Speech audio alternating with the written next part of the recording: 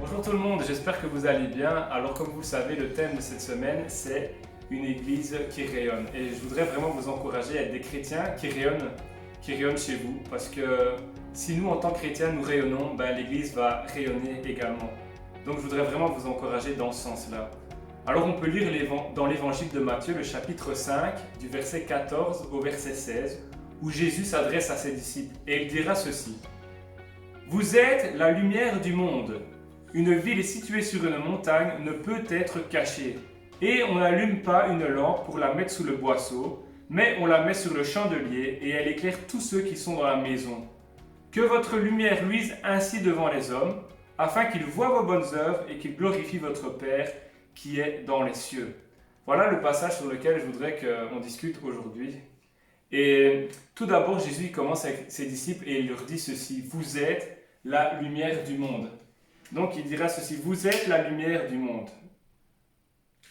Et là, c'est la même chose pour nous chrétiens, nous sommes la lumière du monde. Nous avons accepté Jésus-Christ dans notre vie et nous savons qu'il est la lumière du monde, qu'il est le sauveur de nos âmes, qui nous a pardonné de nos péchés et qui peut faire de même avec toute personne qui met sa foi en lui. Et donc nous devons être appelés à partager cette bonne nouvelle et à nous revêtir de bonnes œuvres. Mais Jésus dira que malheureusement, des fois, il arrive que nous mettons le boisseau sur la lumière. Il dira ceci, on n'allume pas une lampe pour la mettre sous le boisseau. Et malheureusement, il arrive souvent qu'on vienne, voici notre lampe, et qu'on mette le boisseau sur notre lampe, et que notre lampe cesse de briller. Et ceci n'a pas de sens de mettre un boisseau sous la lampe. Cette lampe, elle doit être éclairée, elle doit éclairer tout, elle doit éclairer la pièce. Tout le monde sait que ça n'a pas de sens. Quand on allume une lampe, c'est pour qu'elle éclaire. C'est pour qu'elle soit belle là où elle est. Et malheureusement, en tant que chrétien, on agit de la sorte. On met le boisseau sur nos vies. Et je vais dire trois points dans lesquels notre lumière ne rayonne plus, ne brille plus, parce que justement, nous mettons le boisseau sur nos vies. Alors tout d'abord, le point numéro 1, c'est nous laissons le péché prendre la place dans notre vie. On a vraiment été encouragés par l'exhortation de dimanche, par l'exhortation de mardi, à détruire, à déraciner le péché, à ne pas laisser place aux petits renards, aux choses qui peuvent vraiment détruire nos vignes, qui peuvent détruire l'œuvre de Dieu. Et je voudrais vraiment vous encourager à être vigilants durant ce temps de confinement. Même toute votre vie, nous sommes appelés à veiller, mais particulièrement durant ce moment, on a vraiment ressenti avec l'Église en priant que nous devons veiller. Veiller à ce que nous ne faiblissons pas dans la foi, et que nous continuons à porter de bonnes œuvres. Pierre dira ceci dans son épître au chapitre 5 du verset 8 à 9. « Soyez sobres, veillez. Votre adversaire le diable rôde comme un lion rugissant, cherchant qui il dévorera. Résistez-lui avec une foi ferme, sachant que les souffrances qui sont imposées à vos frères, sachant que les mêmes souffrances sont imposées à vos frères dans le monde. » Et je voudrais vraiment vous encourager à résister avec une foi ferme, car le diable, il est là, il rôde pour savoir qui il va dévorer, qui il va attaquer. Et nous devons être fermes. Jacques dirait aussi, soyez fermes, résistez au diable, soumettez-vous à Dieu et le diable fuira loin de vous. Vraiment, je vous encourage à continuer, à veiller, à ne pas... Dans la souffrance, vous savez, on a cette tendance à retourner à nos anciennes actions, à retourner dans nos faiblesses. Non. Ne fais pas ça, continue et persévère. Je veux vraiment t'encourager dans ce sens-là. Alors, un deuxième point, une deuxième chose qui fait que notre lumière ne brille pas, ça peut être l'inactivité, l'oisiveté, la paresse. Vous savez, pendant ce moment de confinement, on peut se dire, ok, c'est cool, là, je peux me reposer, enfin, c'est un temps de vacances. De toute manière, comment je peux briller? Je suis chez moi, il n'y a aucun moyen que je peux briller. Là, je ne saurais pas briller. De toute façon, je suis renfermé à la maison. Moi, si je veux briller, il faut que je sois en dehors de chez moi. Mais en fait, c'est faux. Et c'est pour ça que je voudrais vous encourager à ne pas laisser place à la paresse ou à la loisiveté, mais à continuer à rester actif pour Dieu. Un troisième point qui peut faire qu'on ne brille pas, que notre lumière ne rayonne pas, c'est la peur ou la timidité de partager l'évangile. Parfois même, je dirais encore plus grave, c'est l'insouciance. On ne réalise pas l'importance de la bonne nouvelle qu'est Jésus-Christ. On ne se rend pas compte que cette bonne nouvelle, ça sauve des âmes. Et du coup, on ne le partage pas. Vous savez, la Bible nous dit que toute personne qui ne met pas sa foi en Jésus-Christ est séparée de Dieu. C'est pourquoi nous sommes fortement encouragés à partager cette bonne nouvelle, afin que ceux qui mettent leur foi en Jésus, eh ben, ils soient réconciliés avec lui. Puis on sait tous, on l'a tous vécu, Dieu il restaure vraiment les vies. Donc vraiment je vous encourage à partager cette bonne nouvelle. Alors ensuite, Jésus dira ceci, il faut que notre lumière brille. Il dira ceci, on met la lampe sur le chandelier et elle éclaire tous ceux qui sont dans la maison. De la même manière que votre lumière luise ainsi devant les hommes, afin qu'ils voient vos bonnes œuvres et qu'ils glorifient votre Père dans les cieux. Donc vraiment, je vous encourage, votre lumière, votre lampe, qu'elle soit visible de tous, mettez-la sur le chandelier. Mettez-la sur le chandelier afin que ça rayonne, que votre lumière rayonne. Alors comment? C'est très simple. Premièrement, on en a parlé, évitez le péché, rejetez le péché. Peut-être si tu sens qu'il y a des choses dans ta vie qui étouffent ta lumière, des choses qui t'empêchent d'avoir une communion avec Dieu, des choses qui vraiment t'envahissent, je t'encourage vraiment à passer un temps dans la présence de Dieu. Un temps un temps d'introspection avec Dieu et où il va pouvoir te montrer ce que tu dois changer. Peut-être des habitudes, peut-être des choses que tu dois faire. Vraiment, je pense que pendant ce temps-là, Dieu il peut nous parler, nous montrer, nous révéler des choses qui ne le plaît pas. Vous savez, des fois, on fait des choses dans nos vies qui ne plaisent pas à Dieu et on s'en rend même pas compte. Il faut vraiment que ce soit le Saint-Esprit, l'Esprit de Dieu qui nous convainc. Et c'est pour ça que je voudrais vraiment vous encourager à passer un temps d'introspection.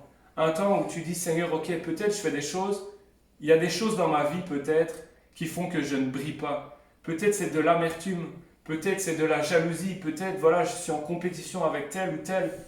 Voilà, il y a plein de choses qui peuvent faire que tu ne brilles pas. Alors deuxièmement, Jésus dira lui-même, faites de bonnes œuvres.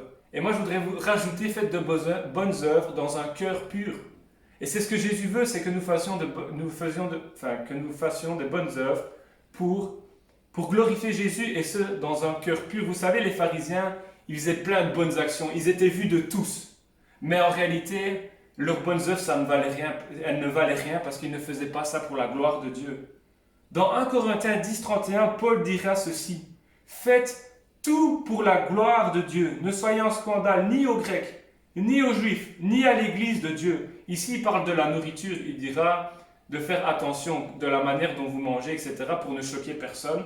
Donc, en gros, même dans le manger, on peut faire les choses dans le but de la gloire de Dieu. Ici, c'était un contexte bien précis.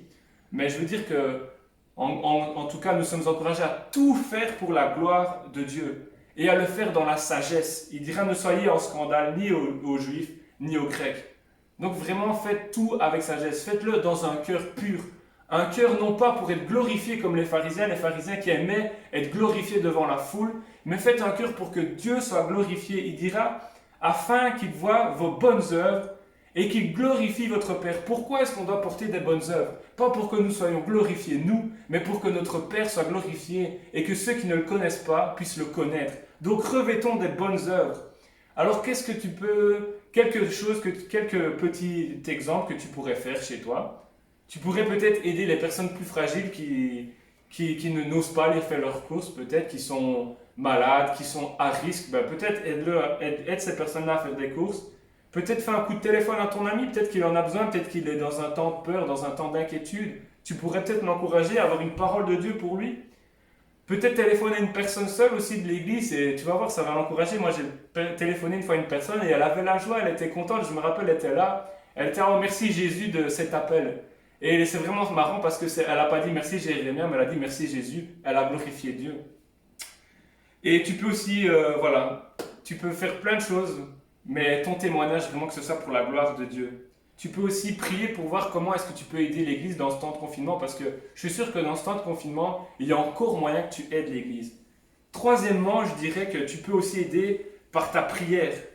Prie vraiment pour tes frères et sœurs. Prie pour tes frères et sœurs, parce que peut-être que tu vas recevoir une parole d'encouragement, une parole de connaissance. Et ça, les paroles de connaissance, ça peut complètement transformer une vie. Imagine ton frère qui est dans un moment de découragement, qui se pose des questions sur son avenir et Dieu il te révèle quelque chose sur sa vie, une parole précise qui va l'encourager. Donc je t'encourage à prier. Et puis Dieu il écoute la prière du juste, il a mis que Dieu écoute la prière du juste et qu'il répond. Donc même Dieu il entend ta prière et il peut agir. Et il agit quand on prie. Quatrièmement et surtout, ben, partage la bonne nouvelle de Jésus. C'est vraiment ce que je veux vous encourager. Partage la bonne nouvelle. C'est un message, on le sait, c'est un message de salut, un message d'espérance et non de condamnation. Un message de restauration. Et vraiment, c'est tellement important. Il y a tellement de gens qui ne connaissent pas Dieu et nous sommes appelés à être la lumière du monde. Une église qui rayonne, c'est une église qui partage la bonne nouvelle. Comment une église peut briller sans partager la bonne nouvelle? Donc voilà, je t'encourage vraiment à partager ton témoignage peut-être. Et si tu partages ton témoignage, alors fais-le avec sagesse et peut-être demande des conseils. Demande des conseils à des personnes qui pourront t'aider. Peut-être partage une chanson sur ton mur Facebook. Là, tu ne peux pas te rater. Simplement, tu dis voilà comment elle m'a touché cette chanson. Peut-être va chanter les louanges sur ton balcon de ton appartement. Mais bon, alors vérifie que tu es que tu es bien prêt parce que ça peut être assez stressant. En tout cas, voilà, je vous encourage vraiment à être une lumière. Que nos lumières brillent, que cette église de Warem puisse briller. C'est vraiment ce que j'avais sur mon cœur, que notre église puisse briller, que dans ce temps de confinement, des gens puissent vraiment être touchés par l'amour de Dieu et puissent voir une église qui vit. Que nous puissions, l'église de Warem, ou toi qui regardes, qui ne fais pas partie de l'église, que nous puissions être des chrétiens qui brillent durant ce temps de confinement, des chrétiens qui brillent et qui apportent la bonne nouvelle. Voilà, soyez tous bénis. Amen. Au revoir.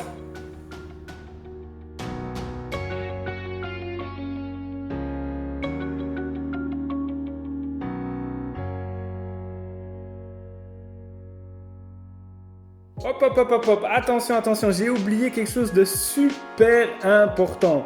Une annonce super importante. La semaine prochaine, chaque jour, il y aura un témoignage de quelqu'un de l'église qui sera posté sur la page Facebook de Warem, sur le groupe Facebook de Warem.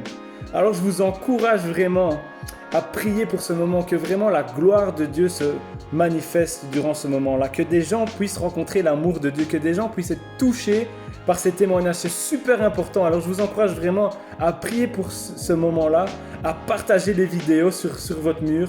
Vraiment partagez, mettez un petit j'aime parce que ça va faire tourner les vidéos comme ça et ça pourra toucher un maximum de monde. Alors je vous encourage vraiment à faire ça, s'il vous plaît, s'il vous plaît. Et là, comme ça, vous pourrez être une lumière qui brille chez vous. Allez, au revoir, salut!